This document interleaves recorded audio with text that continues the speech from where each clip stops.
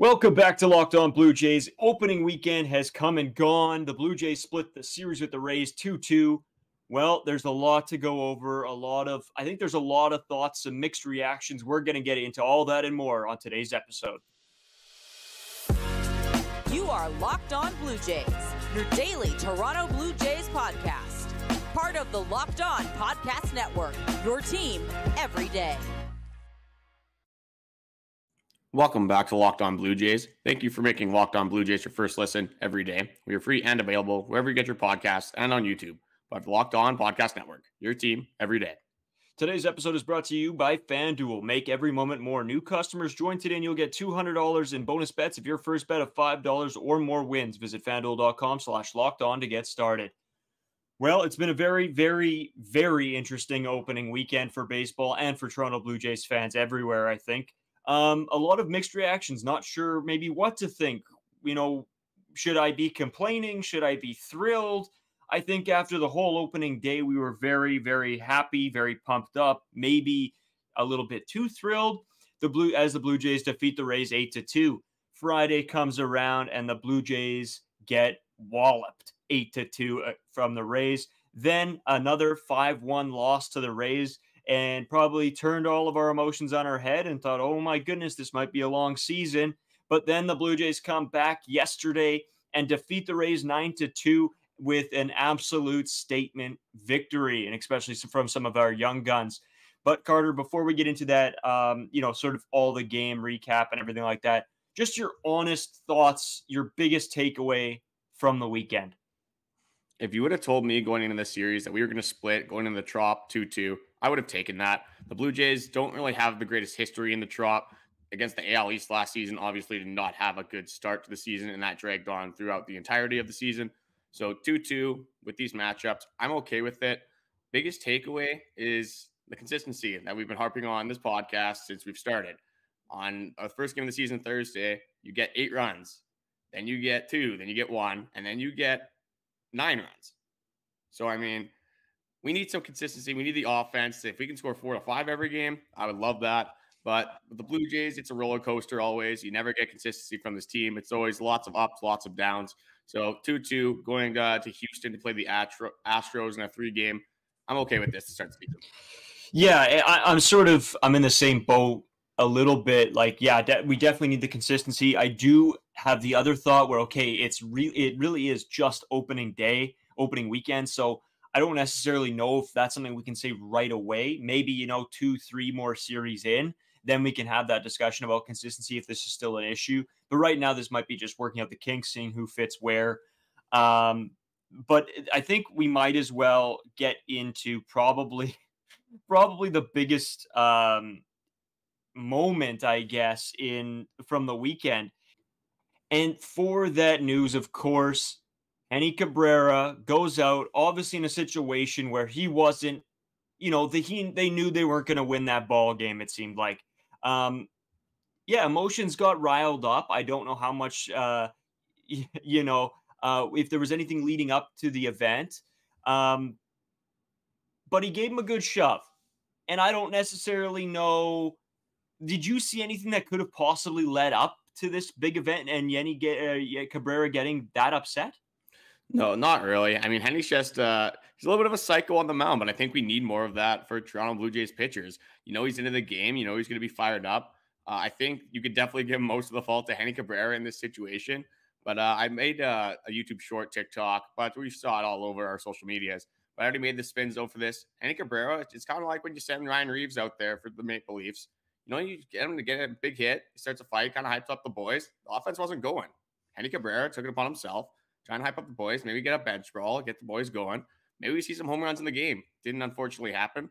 But, Yusei Cabrera, when you're covering for a throw to third base, you're usually not like 3 feet away from third base. You're usually pretty far back. And I'm not sure why Yusei Cabrera decided to be standing close to where Caballero was going to be. But as well, Caballero was out by like 5-6 feet. He didn't even slide to the base. So again, for him, he probably doesn't have to overrun the base and give Henny a little bit of a bump. But I think the 3-game suspension is fair. But I'm all for it. I love that Henny is punch-first guy. I think the Blue Jays going to need a little bit more of that on this team. Get the boys hyped up. I'm all for it. Yusei Cabrera, 3 games are going to fly by anyway. Yeah, I don't think it's like the biggest deal. People obviously made it out to be this huge thing, and it wasn't.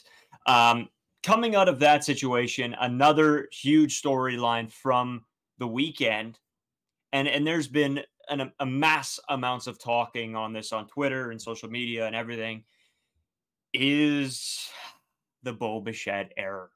And I don't necessarily know. In my head, looking back at that play after watching it a few times, I fully believe that Vlad should have been able to make that pick. But it was a bad throw. It wasn't, Bo was having obviously an off game. The throws weren't really there.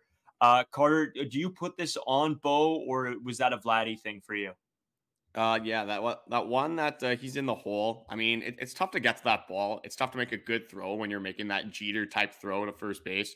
That short hop it's not a hard short hop at all. It hit with more than enough room for Vladdy just make an easy catch. It looked like he wasn't even on the ball at all. He almost tried to catch it like it was a punt, it seemed like, and just didn't obviously go well. That ended up hurting Chris Bassitt again. So there's so many bad defensive plays in that game, though. You have the Bo Bichette double play ball that obviously ends up in the grand slam of Brandon Lau. Bad pitch by Chris Bassitt. I mean, I think we'll get a little bit more into the game later in this podcast. I think other than that, Chris Bassitt had a pretty good game. And then Wes Parsons, a little flip to Vladdy. I don't know what he was doing. Throws it a million miles over his head when he's like a 6-foot throw. Can't even get that. That was a disaster defensively. But for that specific play, I don't think that one's on Vladdy. Vladdy's got to make that catch. The thing with Vladdy is today we saw sparks of it, him making huge stretch plays, like he's doing the splits, making unbelievable plays. Then you get more of a routine play like on that one hop, and he's not making that play. Yeah. We just need Vladdy to make the easy plays on defense. And I think this is just a throwaway game for the Toronto Blue Jays defensively. It just wasn't good all around. No runs offensively. It's going to happen. You can't win all the games in baseball. Even though we tried to start the narrative 162-0, it's not going to happen. I wanted to get in, but just before we do sort of our full breakdown on the 3 games here, for me, I think, and maybe everybody else watching, the biggest takeaway of this weekend was how electric Ernie Clement was. And like we've talked about a ton, leading up to opening weekend, Ernie Clement came as advertised. He was exactly how he was in spring training. He was just a big beauty out there. He really was doing everything correct. Him at third base, I was very, very happy about. He was making great plays out there, plays that I wasn't overly expecting him to make. And then the bat was electric. The bat, he was doing everything as advertised. Davis Schneider, good day today or yesterday, as he was playing, came in with that huge home run. It was good to see him launch one. I think he needed that I think he was not obviously 1 for 4 is exactly sort of, I think, again, as advertised with Davis Schneider, where he's a swing and miss guy, but also a huge power bat. So when he does get a hold of one, it might be to the moon. So that's good to see. But getting back to Friday's game, Carter, the 8-2 loss, obviously sort of brutal. And I don't know, like for me, I don't overly put that whole game on Chris Bassitt. I think when that started to get away from him, it was a couple missed plays in the field that maybe would have stopped the bleeding, and Chris Bassitt might have been able to work out of it after that. But when you have loaded bases and everything like that, and then everything happens and they score all the run, like it sort of came back to bite him real quick. And I think that's more of the fielders having to do their job and make the easy plays over it being like me having to worry about Chris Bassitt. Well, in the first 2 innings, the fielding wasn't a problem because Chris Bassitt was striking literally everybody out. He had 5 strikeouts in the first 2 innings. Then after that, has a little bit of trouble, gives up a walk and then a single. And then we have the double play ball to Bo Bichette that started a huge discourse all over X. I thought Instagram, I saw it. Even saw a little bit on TikTok of Bo Bichette. Oh, Bo Bichette shouldn't be in the major leagues, which is ridiculous. Bo Bichette should be DH. Bo Bichette needs to play second base, blah, blah, blah, blah, blah. It's one error. Like, Bo Bichette proved it last year. He made huge strides defensively. He only had 8 errors throughout the whole season. Corey Seager had 8 errors, and he's considered a pretty good defensive shortstop. Defensive run saved. I think he was in the positives actually this year, whereas the year before it was like -20, so horrible year. Like, it's a tough error because of the time. Yes, Bo Bichette has to make that play, very easy play there. Probably gets Chris Bassitt out of the inning, as there only would have been a runner on third, 2 outs. huge turning point in the game. And it dates back to the year before. I remember a Phillies game where Bo Bichette overthrew first base and the Phillies were able to walk it off. It just kind of sucks that these errors do happen at these times and have such an impact on the game. But then who's going to say that Chris Bassitt's going to throw that meatball to Brandon Lau right after that? It's a tough pitch and a tough time. It is Bo Bichette's fault to kind of make that play. But this course to start Bo Bichette at DH and get him out of the infield is absolutely insane to me. But that is the Toronto Blue Jays experience. There's always going to be overreactions week one, but I have no problem moving Bo Bichette at shortstop for the rest of the season. I'm with you. I don't think you can move Bo Bichette. I think that tanks the confidence, and he's our best hitter on this team, and you can't really – that's one guy's confidence that you don't want to touch. But it's in saying that Bo has to be better. There's no excuse for some of these plays, and that's dating back to 2 years ago. Yeah, he made some strides last year, but at the end of the day, this is the Bo Bichette a lot of people know, especially if you're not watching all the games and maybe seeing him overly last year. This is the Bo Bichette you know. So you're like, holy moly, something's got to happen here. But so he's got to dial that in. But if this continues to be an issue all season, then I might be starting to question a little bit of what's going on. What is the solution here?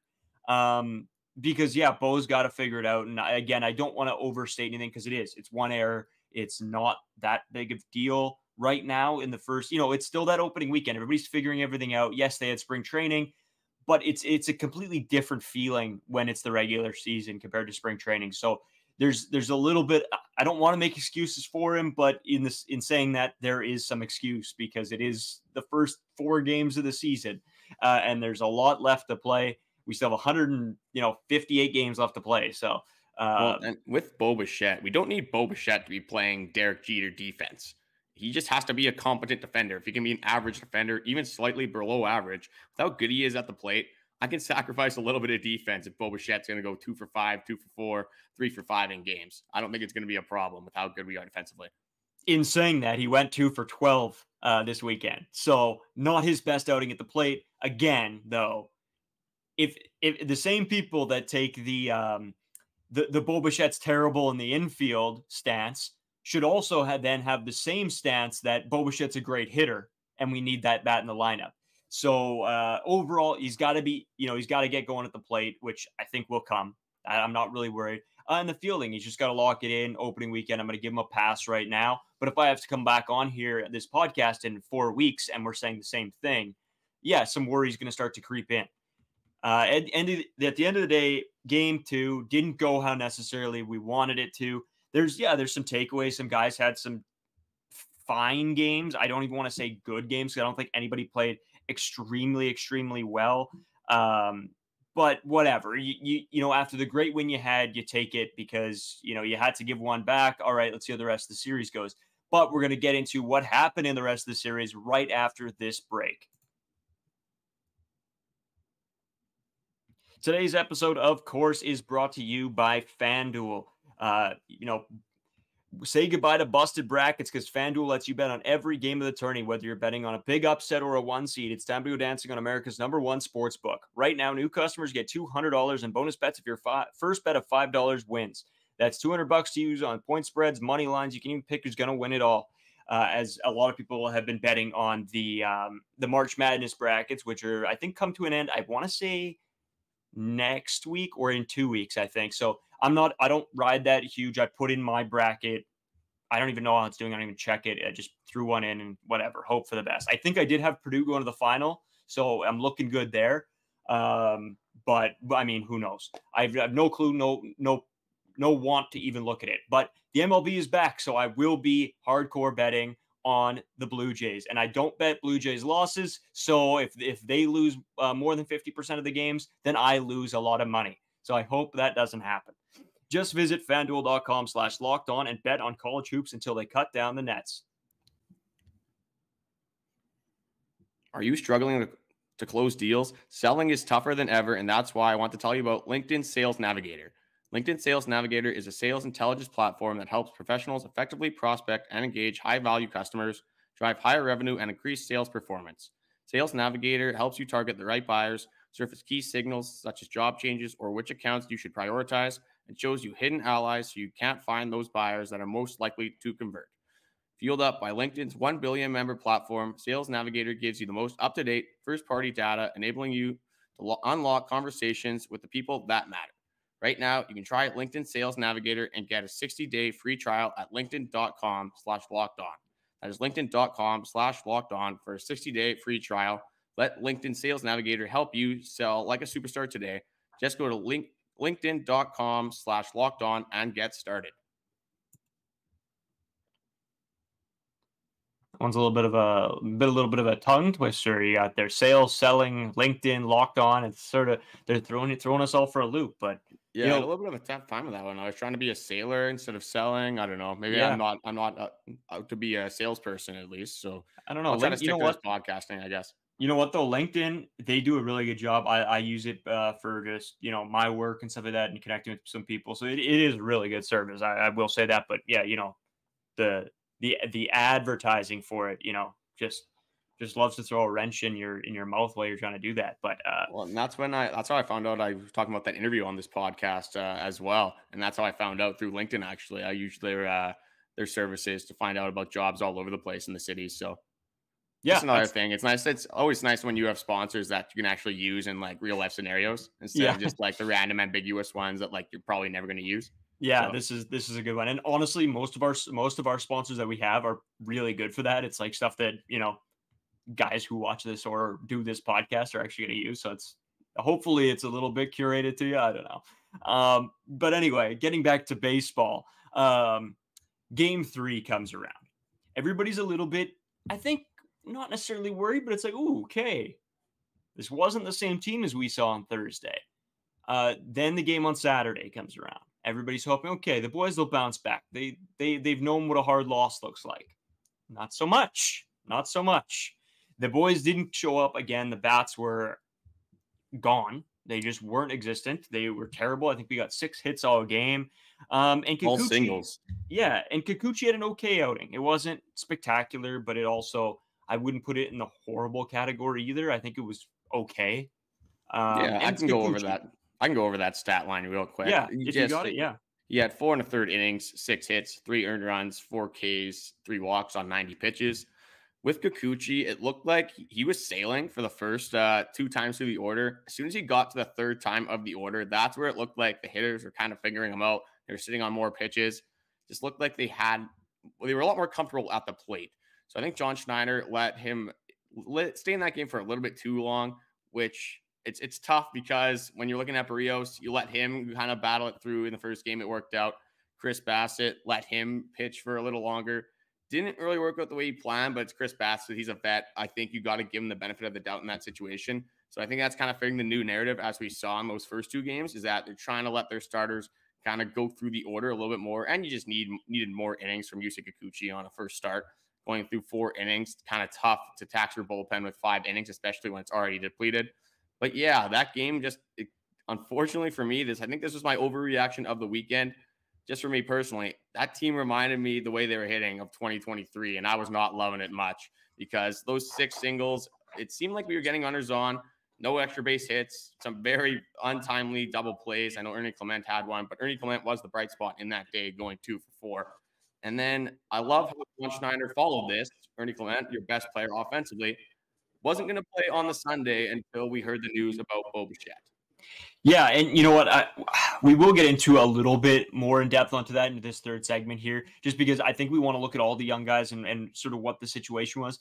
But yeah, just very questionable. And John Schneider, this is exactly the stuff that we were preaching all offseason on this podcast, was we want to see these young guys, make them prove to you that they can't handle these spots more so than you throwing them in there for 1 start and then, another week goes by and then we're going to try them out again. That doesn't work. We've seen that doesn't work. But anyway, I regress. It was, not an overly great day. I think that you have to sort of let Kikuchi battle through a little bit just because it is his first start and you want to see what he can do. You want him to get comfortable in an actual MLB environment. And I think going forward that's going to help. And I would rather John Schneider put a little bit of faith in the guys that we have that we've known are good than going to the bullpen too early. And we've seen how that's not worked out well for us.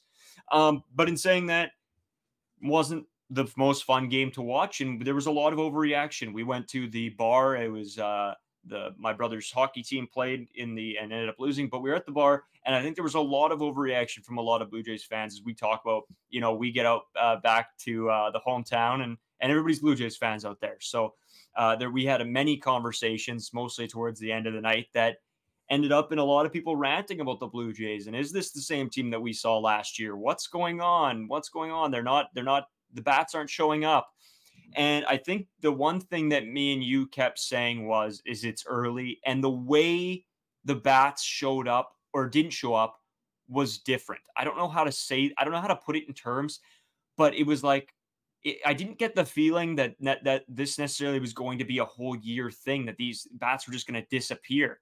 I sort of had the feeling that they were going up there with better at bats. They were taking better pitches, weren't swinging it as bad of pitches. It just, it was one of those days. So I was praying and trying to tell people, hey, just wait. The boys will bounce back. They'll bounce back. But obviously, as fans, not that maybe don't watch the team as closely as me and you do, they maybe saw like, okay, start to find the panic button in the room a little bit. But I think me and you saw that, okay, let's give this another day. Let's give this another couple weeks, see what happens. And I think to maybe not our surprise, but to a lot of people's surprise, the Blue Jays bounced back with a 9-2 victory last night. And that was electric, honestly. Or not last night, I guess it was yesterday afternoon. But yeah, it was absolutely electric game to watch. Justin Turner was an absolute beauty today, having it just an electric day. I can read over his stats here. He was it was just a really fun game to watch. He had 4 at bats. He went 3 for 4 with 2 runs, 4 RBI, a home run, and a walk. So the guy was just I remember the ball with the bases loaded that went off the sort of the wall.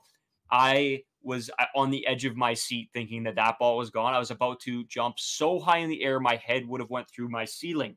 But yeah, still him driving in 2 runs. That's exactly what this team needs, is guys hitting with runners in scoring position and driving in those runs. That was our biggest complaint out of last year.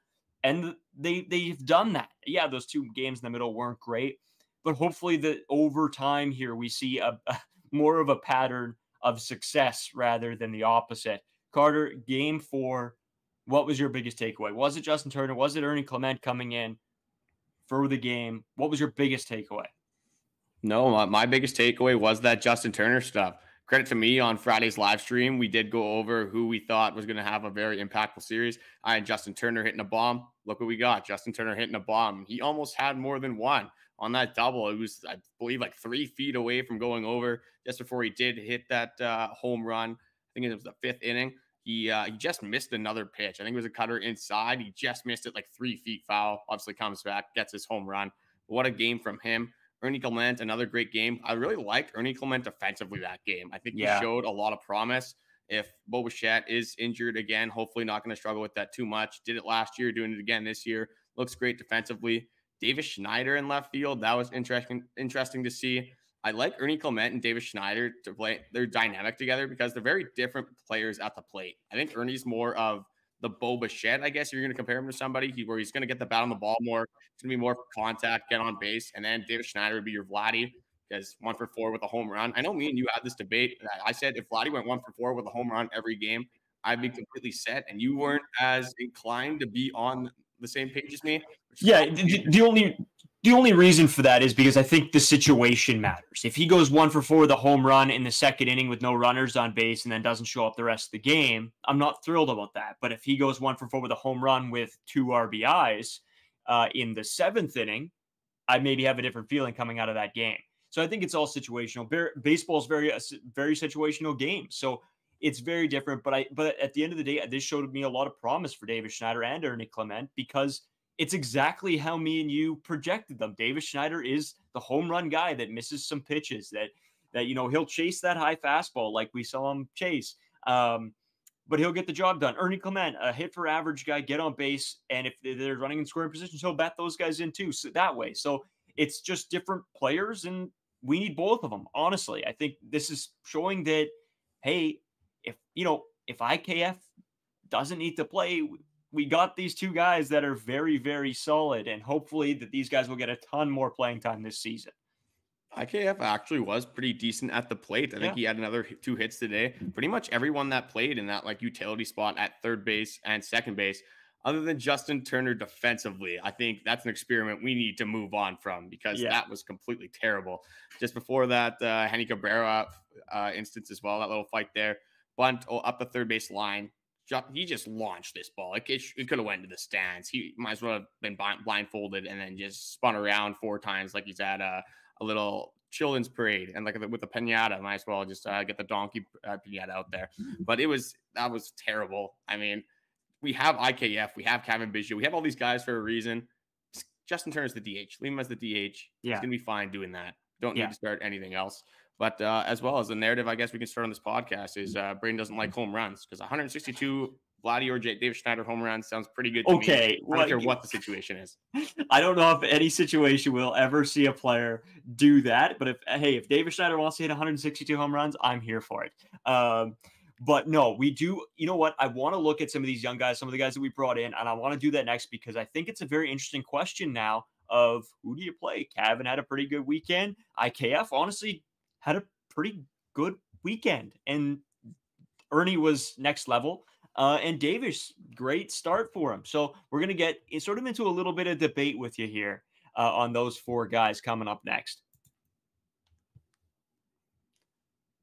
Today's episode brought to you by Amazon Fire TV. Amazon Fire TV is your destination from sports, from live games to highlights to in-depth analysis. Fire TV offers amazing viewing experiences with smart TVs as well as the Fire TV stick that you can plug into your existing TV that provides access to millions of movies and TV episodes as well as free and live TV. Whether it's opening weekend for baseball or the college basketball tournament, you're going to want to have Fire TV.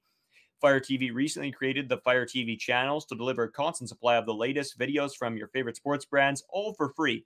That includes all of us at Locked On. Like I always say, it's sort of fun to be there. I always sort of turn it on just to see Carter's mug in the background. I sort of, it's just a thing for me. That's a little weird. I don't know why you were just watching me and my face on your own time, but I mean, good for you, I guess. Well, it's a podcast. I gotta write down all your bad takes so I have them for later. Yeah, use them against me. That's right. And you can check out all the big pro sports leagues, college conferences as well. Fire TV channels lets you dive into all the game analysis, highlights, and more. Keep up to date on all the latest in the world of sports, March Madness, NBA, MLB, and lots more, not to mention great news, entertainment, gaming, travel. Might as well throw in cooking videos. I always say that just because I find that the one's a little hilarious. But I mean, hey, whatever you're into. Check out Fire TV channels on Fire TV and Alexa devices. If you haven't checked out Fire TV channels, you should. Trust me on this. To learn more, visit www.amazon.com/LockedOnFireTV.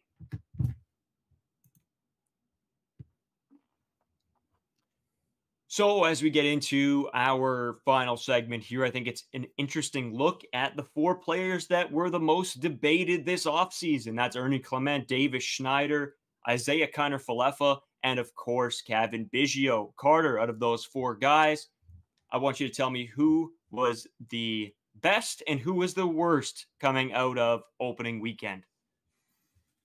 This is a tough one for me because you can make an argument for pretty much any player out of these 4 to be the best or the worst. But for the best, I got to go with Ernie Clement, my boy from the spring training. I mean, this guy, like I said, defensively just looked like a stud out there, very slick, just a solid throw. You know what you're going to get at Ernie Clement. I'm never worried when the ball is hit to him. And then offensively as well, sprinkled in a few singles, had some power as well. Rosarena absolutely robbed him at the wall. I believe it was on the Saturday game. So that was a tough moment for him. But Ernie Clement, another huge day, huge series. I need John Schneider to give this guy playing time. Let him actually rumble. Let him go. He had a 2-for-4 performance. You're going to leave him on the bench. And Bo Bichette hopefully is back soon for the next spasms. I didn't get an update on that. I think it's just a day-to-day thing, though. But that's my number 1 is Ernie Clement. I'll send it over to you for your number 1. My number 1's Ernie as well. It's hard to argue that. He was electric. He did everything right. He was great defensively, great offensively. There's no question that Ernie Clement's the number 1 coming out of this weekend. And for my number 2, I have Kevin Biggio. I predicted that as well. I just felt good about a Kevin Biggio launch. Happened, obviously. Great at-bat by Kevin Biggio. Again, looks really good at that second base spot. A left-handed bat that we're going to need this season. with Dalton Varsho having a little bit of a slow start to the season, and then Kevin Kiermaier never really going to provide the power. So if you can get a little bit of power from Kevin Bichette, I'm going to be fully on top of that. Look great defensively as well. For my number 3, I'm just going to quickly round off my list here, and we'll jump into yours. Yeah. I have IKF just because of the playing time. I think compared with Davis Schneider, I didn't see enough out of Davis Schneider because he only played one game. It is nice to see Davis Schneider launch, obviously, but IKF looked pretty good defensively. Getting a couple of hits out of IKF, I'm going to take that. I mean, that Thursday game, he looked horrible, but I think he played a lot better throughout the series. Davis Schneider's my number 4. Just need to see more playing time out of him. I think he played good when he had the opportunity. It's tough when you got 4 players that have made plays and are deserving of this time. It's going to be a tough balancing act for John Schneider to work out throughout the season. Yeah, you know what? It's hilarious. I think me and you are constantly on the same page with this kind of stuff because my list is the exact same. I was hoping it wasn't going to be, but it is. And just for the same fact of when debating the IKF and Davis Schneider, I think the upside for Davis Schneider is so much higher, but he got one game. And there's not a ton to go off of, to be honest with you. He had a great home run, went 1 for 4. It wasn't an amazing game from him, but like you said, with a home run, you take that any day of the week. So, yeah, I want to see more David Schneider. I want to see more Ernie Clement, and I want to see more Kevin Biggio. As good as IKF or as fine as IKF was, I could take that guy or leave him. I think you throw him on the bench and you play these young guys and let them work it out because they've been doing just an excellent job at it. And that's all I want to see. If I never have to see IKF again this season, I'll be fine with that as long as Davis and Ernie and Kevin keep doing what they're doing. Yeah, I like that upside take as well. This Blue Jays team is going to need offense down the stretch. You're going to get more boom potential from Davis Schneider. You're going to sacrifice a little bit of defense. But like I said, I am more than fine with sacrificing defense, even though it's saying that. And then you got to watch that game. I believe it was Friday. I got to make sure I'm getting my dates right. The Wes Parsons game where Bo Bichette, the error, that was the Chris Bassitt game on Friday. Got Vladdy with an error there. You could blame him on Bo Bichette, but I think that is for sure Vladdy's fault in the Wes Parsons. Watching that is tough to watch. So, I mean, it's tough, I guess, because when you're not getting the offense, you're going to be like, you're going to want the bats. But then when you're not getting the defense, it's going to be vice versa. It's always a game and a balancing act. This Toronto Blue Jays team seems to have a tough time working out. Yeah, I agree. I think it's interesting to look at least because probably what's going to happen is we won't find the bats and we'll say, okay, we're going to sacrifice defense. And then it comes along that our defense is suffering and we're giving up runs. And then we'll go back to we need some better defense. So it is a funny balancing act. I think that's a great way to put it. Coming up tomorrow, Blue Jays, Astros, 7:10 p.m. our time, a later game anyway, wherever you are time zone wise. We have Bowden Francis on the mound. Carter, how pumped and excited are you to see this guy in the regular season in a starting role?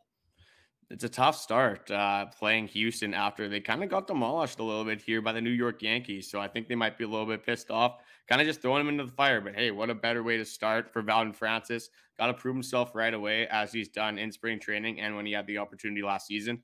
I'm excited to see what he can do. I'm hoping he can kind of get into the 5th inning, maybe even the 6th inning. Just provide some length, give this team a chance to win. I'll be okay as long as we're within a few runs going to the bullpen. It's going to be some tough pitching matchups. And then we got Framber Valdez, obviously, on the Tuesday here. So it's going to be interesting. Braden, I'll give it back to you. But first, I'm going to go over our series predictions from before in this Rays series. So we both got a point for the first game. We both had it right. I had a 2nd game win, and I believe you did as well. So we're both going to drop the point there. You had a 3rd game loss, so you get that one. And then I had a 4th game loss. I didn't get that. You had the win. So I believe you're up 3-1 because we both had a 3-1 series prediction. Braden, I'm going to give it to you to start off. What is your series prediction for the Astros series? Yeah, so just looking into this a little bit, I'm excited for the Bowden game. We'll have to see. I think Bo Bichette will be out a second day. Don't quote me on that. That's not 100% because he is day-to-day. But if I had to put my money on it, looking like right now he is still on the, he's still on the IL. So I would say odds are not great for Bo Bichette coming back tomorrow. But keep your eye out if anything changes. We'll update you guys on our Twitters as well. Braden Fibu, Wasco, Carter First too. We'll have something out if he is playing. So I think they drop game 1 with Bowden France on the mound. I think just it's going to be a very tough start for the kid. Then I think they go on Tuesday and they get the win with Barrios. I think he's going to come in and have another electric start and start the season 2-0. Then I think they're going to pick up the win with Chris Bassitt as well. So I'm calling a 2-1 Blue Jays series win. Yeah, I have the Blue Jays also winning 2-1, but in a little bit of a different way. So I am going to roll with Bowden Francis in this game. They're going against Ronel Blanco. I think Bowden Francis is going to prove the doubters wrong. I think he's going to have a serviceable start, nothing too crazy, probably something around 5 innings, but he's going to give the Blue Jays a chance to win. It's going to be a good start for him. I have him winning that game. The second game, Framer Valdez. I think the Blue Jays are going to struggle against him. I have them dropping the second game. Jose Barrios is going to have a good game, but it's going to be a classic Blue Jays lack of run support for Jose Barrios. He's going to get an unfortunate loss there. And then I do have a series win for the Toronto Blue Jays, so I'm with you. Chris Bassitt, a little bit of a bounce back performance from him, gets his revenge. Blue Jays win series 2-1, and they improve to 5, or it would be 4-3 on the season. One more question before we get out of here, Carter. Do you think that we will see Jordan Romano or Eric Swanson this week? It's looking like Eric Swanson is a little bit closer than Jordan Romano. So I'm definitely seeing Eric Swanson later in the week, hopefully around Thursday or Friday. Jordan Romano, if we do see him, it will be very late in the week. I think he just started throwing. I think he threw a side session on Sunday, just trying to get himself ramped back up. He hasn't pitched in a while. So I don't see Jordan Romano pitching in this Astros series. Maybe we see Eric Swanson in game 3, but probably not. I think we're probably going to have to wait till the series after that. Yeah, and as always, we will keep you guys up to date on any of that. Make sure you guys check out our Twitters. As I said, Braden 5 Uwasco, Carter First 2. Make sure you guys drop a subscription to us here on YouTube. It really helps us out. Lets you guys know we do anything cool as well, like we did the live stream on Thursday. It was a ton of fun. If you didn't get to stop by, we'll be doing another one eventually, so you guys can pop by for those as well. Check out our TikTok and Instagram at Locked On Blue Jays. Thank you guys so much for watching. We'll be back tomorrow with sort of another game recap. And, I'm just pumped to see how Bowden Francis does. So we will let you guys know all of our thoughts on that tomorrow. Just before we do head out, I want to throw it over to our Locked On 24/7 streaming channel. March Madness going on. The NHL is getting close to the start of the playoffs. MLB is back. So many good sports to check out from our experts on that channel. Just go to Locked On Sports today on YouTube and subscribe to the first ever national 24/7 streaming channel. And we will talk to you guys tomorrow.